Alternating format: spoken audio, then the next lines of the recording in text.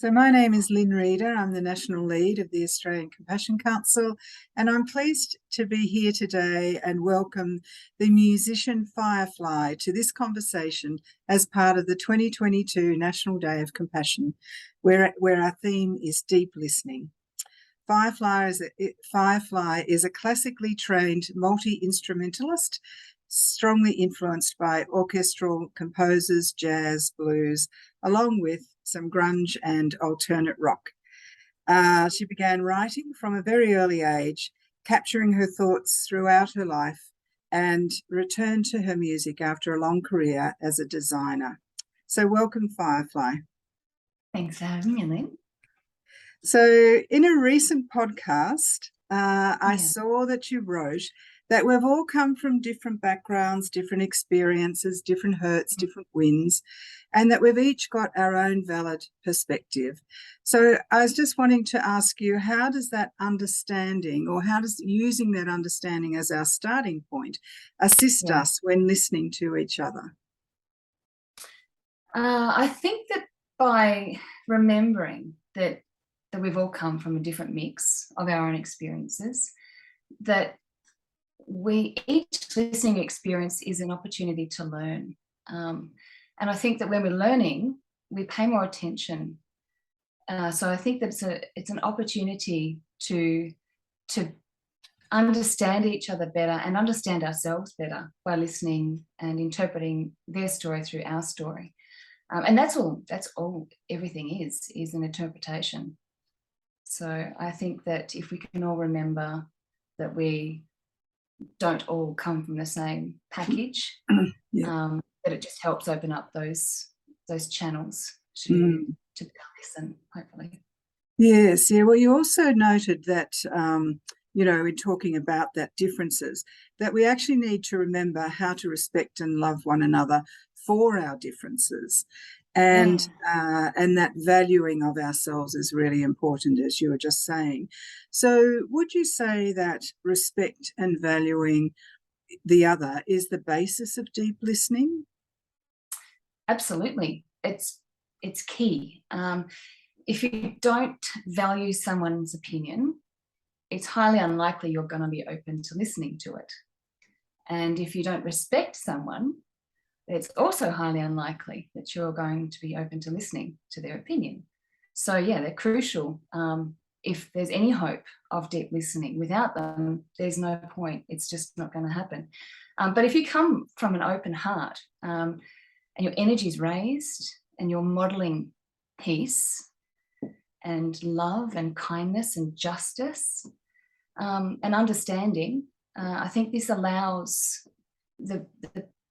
whoever's in the room in the discussion to move out of fear and an aggressive state of survival, resentment, all those feelings that often get fueled by disagreement.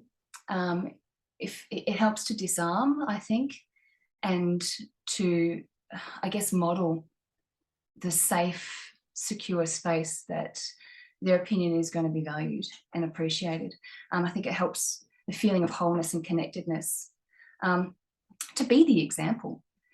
I know that's pretty big, but I mean, if you can do that, you can guarantee that you're gonna hear more, and hopefully allow them space to also listen to you.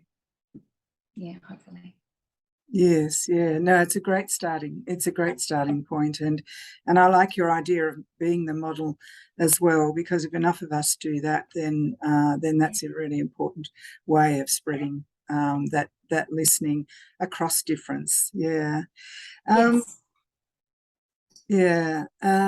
So as a musician, you're a beautiful musician. I really love the sound of your voice. So how has being a musician affected your ability to listen? And what do you listen for in music? Well, I don't think that being a musician has helped me to be a better listener in general discussion. I think that's improved for me with intention and spiritual evolving, being more mindful in general discussion. But when it comes to music,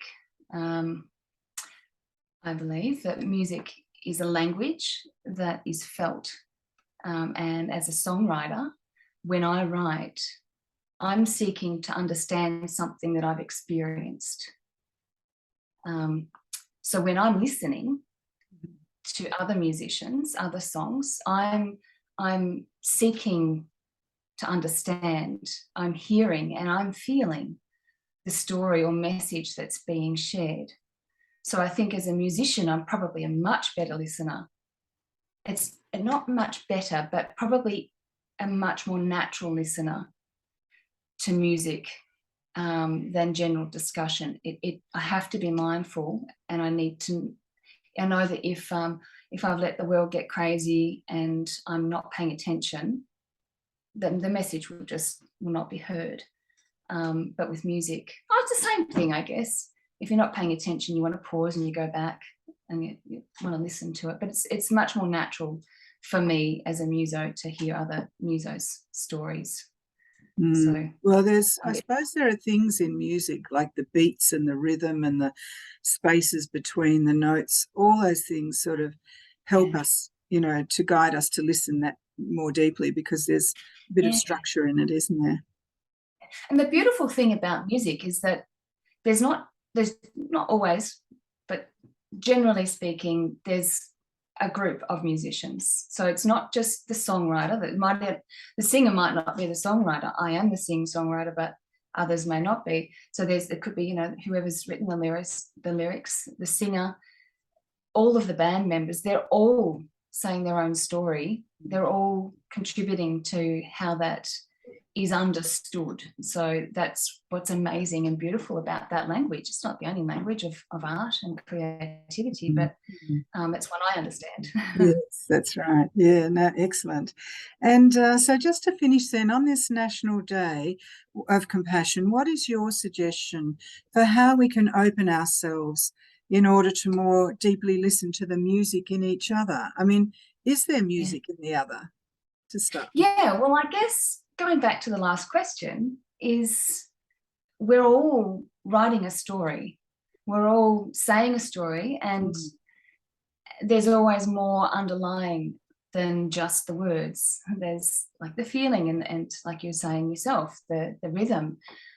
It's all part of the story. We all have that in us without being a musician. I think to remain open to that is the trickiest part.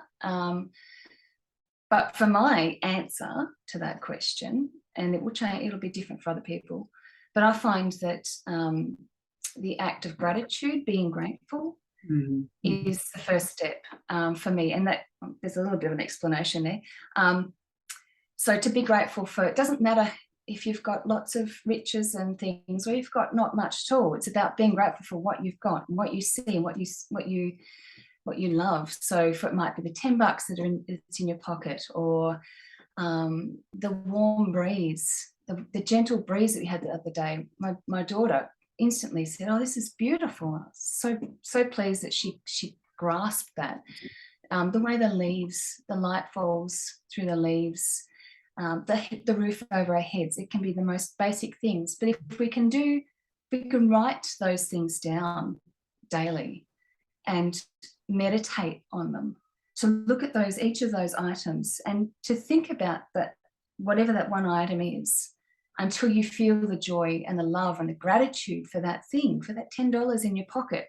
You've got money, you've got a job, it's coming in. There's so much more there than just, I've got $10. It sucks that I don't have 50. It's not about that. It's about being grateful for what you've got. And doing that regularly, it raises your vibrations, and it makes you, it really does transform your life into one of joy. And when you're in a place of joy, your heart's open and you can live a love-led life. And I know that can sound all a bit airy-fairy, but it really is just, if you follow those steps, it can be a scientific thing instead of an airy-fairy thing, if you like.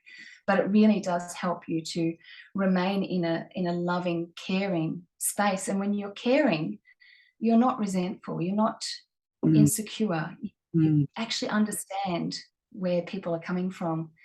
And I think that is the way to remain open, is to remain full of love. Oh, sorry, that's my computer noise.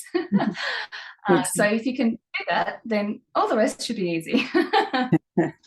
Yeah, no, that's lovely. That's really lovely, and yeah, do encourage people to do that today, and to support, you know, the way they relate to the world and others and themselves. So that's wonderful.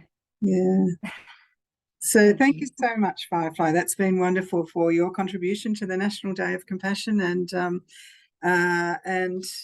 yeah, I encourage everyone to go and have a look and see search your music as well. So thanks. Oh, absolutely. Thanks, Fyerfly. Bye now. Bye. Bye.